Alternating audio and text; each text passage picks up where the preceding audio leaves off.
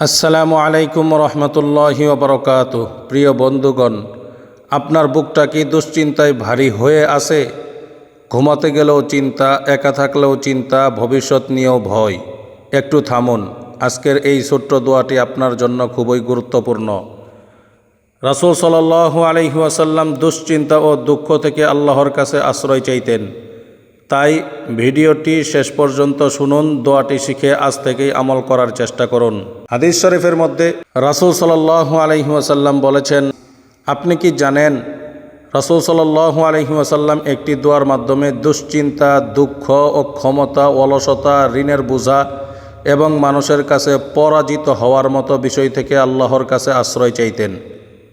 সহিহ বুখারী হাদিস নাম্বার 6369 এই দোয়াটি বর্ণিত হয়েছে। এখন মনোযোগ দিয়ে দোয়াটি শুনুন। দোয়াটি হচ্ছে, আল্লাহুম্মা ইন্নী আউযু বিকা মিনাল হাম্মি ওয়াল হুজনি ওয়া আউযু বিকা মিনাল আজাজি ওয়াল কাসালি ওয়া আউযু বিকা মিনাল বুখলি ওয়াল জুবনি ওয়া আউযু বিকা মিন গলাবাতিদ দাইনি ওয়া কাহরির রিজাল। অর্থ, হে আল্লাহ, আমি আপনার কাছে আশ্রয় চাই দুশ্চিন্তা ও দুঃখ থেকে, অক্ষমতা ও অলসতা থেকে, কাপুরুষতা ও কৃপণতা থেকে এবং ঋণের ভার ও মানুষের দমনপীড়ন থেকে। কুরআনের সান্ত্বনা। কিন্তু মনে রাখবেন, দুশ্চিন্তার সময় শুধু দোয়া নয়, আল্লাহর স্মরণ অন্তরকে প্রশান্ত করে। মহান আল্লাহ পাক রব্বুল আলামিন পবিত্র কুরআনে বলেন, আলা বিযিক্রিল্লাহি তাতমাইন্নুল কুলুব। জেনে রাখো, আল্লাহর স্মরণেই অন্তরসমূহ প্রশান্ত হয়। দলিল সূরা আর-রাদ 28 নম্বর আয়াত। তাই আজ থেকেই দুশ্চিন্তা এলে হতাশ হয়ে যাবেন না। অজু করুন, 2 হাত তুলে আল্লাহর কাছে নিজের কথা বলুন, এই দোয়াটি পড়ুন এবং আল্লাহর উপর ভরসা রাখুন।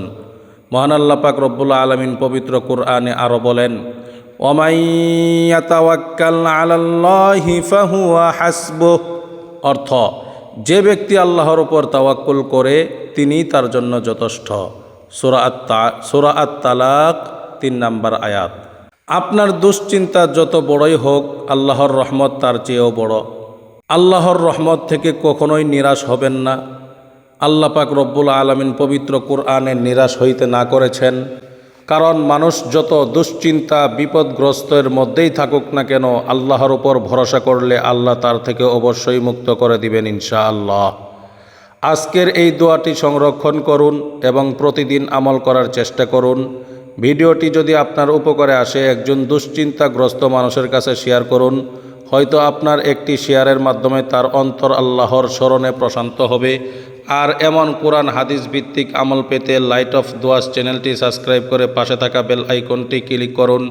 আল্লাহ পাক রব্বুল আলামিন আমাদের সকলের দুশ্চিন্তা দূর করে দিন। আমিন।